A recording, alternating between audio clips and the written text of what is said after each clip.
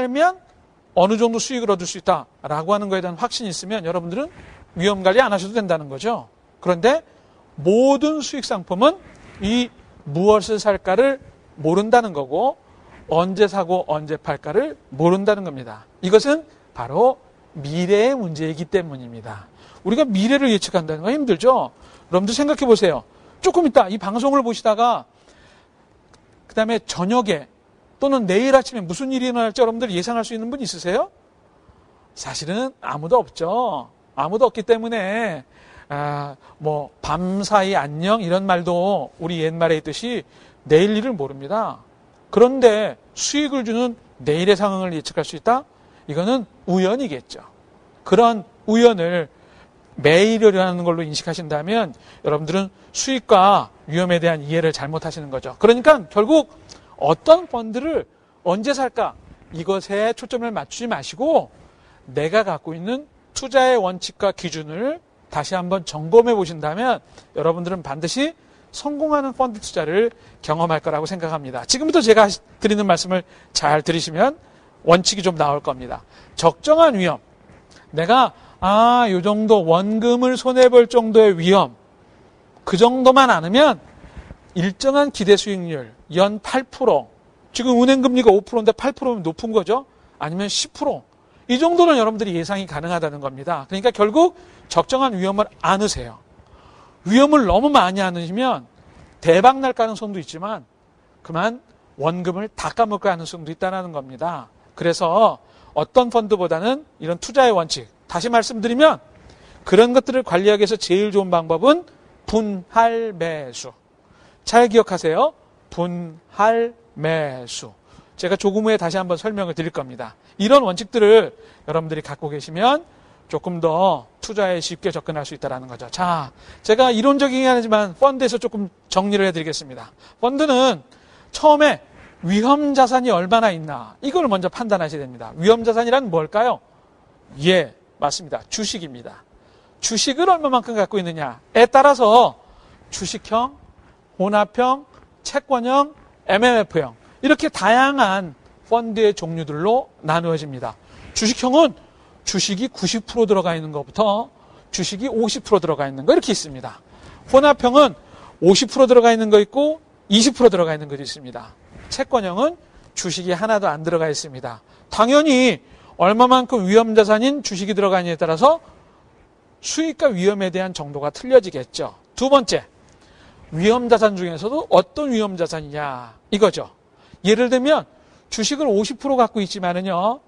펀드의 반을 주식을 샀습니다. 그런데 배당을 중심으로 한 주식을 산 거하고 코스닥에 있는 종목을 50% 산 거하고 다릅니다.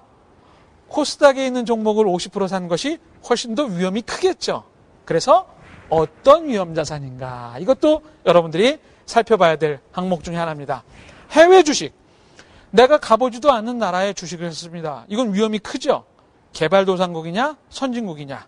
또 우리나라 주식인데도 인덱스 형태냐 우량 가치주냐 배당주냐 코스닥이냐 다른다.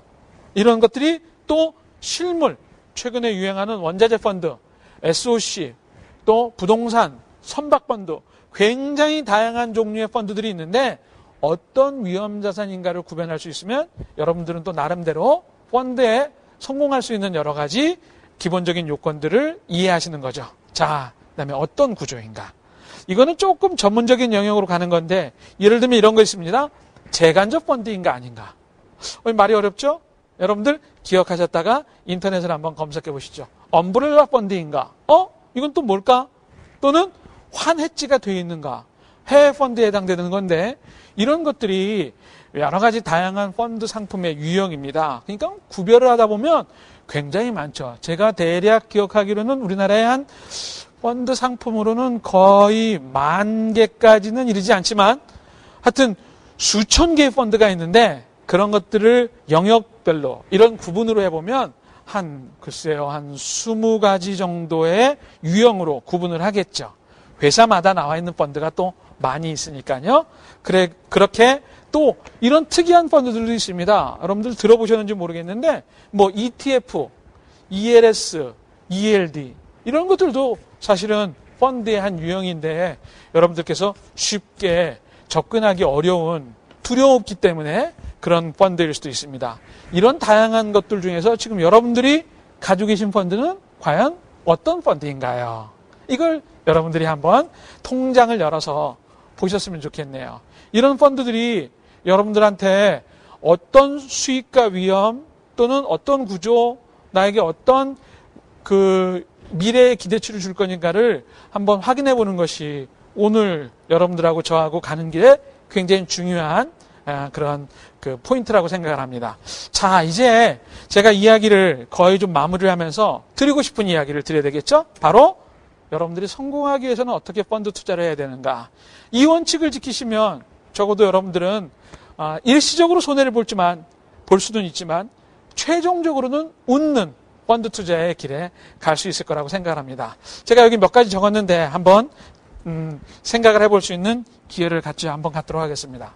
펀드라고 하는 녀석이 뭐 앞으로도 이게 뭐 여러분들이 일시적으로 뭐 이번만 지나면 펀드 상품 없어지겠구나라고 생각하신다면 오해고, 지금 펀드는 은행 금리가 5%에서 여기서 세금을 공제하고 그 다음에 물가를 빼고 나면 실제로 금리가 거의 뭐 0에서 1% 정도대의 실질금리, 우리가 이게 실질금리라고 얘기하죠. 실질금리밖에 못 얻기 때문에 이 실질금리를 가지고는 내 돈이 늘어나지가 않으니까 좀 괜찮은 수익률, 이 수익 때문에 합니다. 수익. 이 수익 때문에 하는데 그 수익의 기준은 물가 상승률을 뛰어넘는 원하는 기대 수익률이죠. 이런 펀드를 통해 가지고 수익을 얻기 위해서 펀드를 하는데 펀드를 하기 위해서 몇 가지 제가 여러분들한테 드릴 수 있는 말씀은 분명히 시간적 여유가 있는 돈이어야 됩니다. 시간적 여유가. 적어도 3년에서 5년 이상의 여유가 없는 돈은 절대 수익을 기대하면서 주식형 펀드나 혼합형 펀드를 하시면 안 됩니다. 물론 뭐 6개월 정도는 채권형 펀드를 하셔도 됩니다. 그 다음에 3일, 6일 이 정도는 MMF를 하시면 됩니다. 펀드가 다양하기 때문에 이렇게 선택할 수 있는 것도 있지만 여러분들이 기대하시는 수익을 얻는 혼합형 펀드, 주식형 펀드, 해외 펀드 이런 것들은 3년, 5년의 시간적 여유, 다시 말해서 펀드를 할 만한 돈인가에 대한 것을 먼저 여러분들이 좀 기억을 하셔야 되고요. 두 번째는 여러분들이 적정한 기대 수익이 있어야 됩니다. 기대 수익. 물론 수익은 많으면 많을수록 좋겠지만 그렇게 생각하지 마시고요. 은행 금리에 제가 생각하기에는 두세 배 정도, 은행 금리가 5%니까요. 한 10% 정도 내외를 좀 기대하시면 가장 무난하지 않을까, 그렇게 생각을 합니다. 세 번째는 여러분들 분할 매수라는 방법을 반드시, 이거 뭐 어려운 용어로는 코스트 에버리징이라고 하는 용어를 쓰는데 그런 어려운 얘기까지 말고 그냥 여러분들 시중에서 적립식 펀드라고 나와 있는 것은 그런 원리가 적용되는 거니까 월급에서 잉여 자금을 만들어서 한 달에 10만 원이든 20만 원씩 조금씩 해보신다면, 제가 이 강의를 처음 할 때 투자에 대해서 얘기를 하면서 여러분들 10만 원씩 해보세요. 그분 벌써 몇 달이 지났거든요. 제가 이 강의를 3월 달부터 시작했으니까 3, 4, 5, 6, 7, 8 한 6개월 정도 지나는 동안 벌써 통장에 수익이 눈에 보이게 나타났습니다. 눈에 보이게 나타난 그 이유는 적립식 펀드이기 때문에 그렇습니다. 비록 손실이 났다 하더라도 손실이 그렇게 크지 않습니다. 분할 매수 반드시 기억하시고요. 네 번째는 투자는 반드시 공부를 하셔야 됩니다. 영어 한마디 쓸까요? 공짜 점심. There is no lunch. 공짜 점심이 없다라는 영어 속담이 있습니다. 투자에 적용되는 예입니다. 그냥 남들 하니까 나도 따라서 해야지, 분명히 먹은 것이 얹히게 됩니다. 그렇기 때문에 공부를 하셔야 됩니다.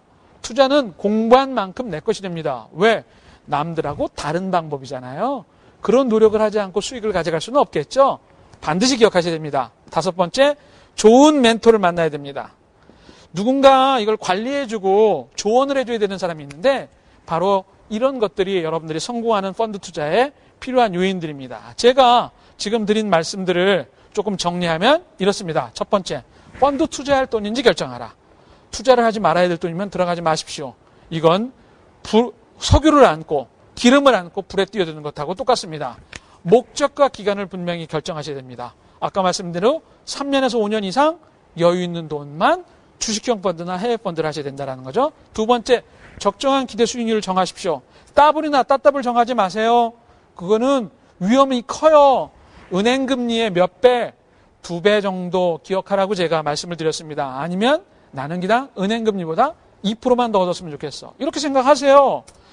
세 번째는 분할 매수는 필수이다. 적립식 펀드 여러분들 기억하시면 됩니다. 상승장이든 하락장이든 관계없어요. 적립식 펀드라고 하는 상품은 바로 이 분할 매수를 이론적으로 접목시킨 상당히 추천할 만한 투자 방법이기 때문에 네 번째는 공짜 점심 없다. 기억하세요. 투자는 공부입니다. 여러분들 공부하는 시간을 걸쳐서 목돈이 모이면 그때 여러분들이 진짜 투자를 한다고 생각을 하시고 마지막으로 좋은 멘토를 만나라. 좋은 멘토 만나면 가는 길이 훨씬 편해집니다. 여러분들 여행할 때 택시기사한테 어디 갑시다. 바로 가지만 여러분들이 그 길을 찾아가려면 굉장히 힘들죠. 처음 택시 운전을 시작하신 기사를 만나면 고생합니다. 그렇지만 노련한 기사를 만나면 여러분들 길을 금방 찾죠.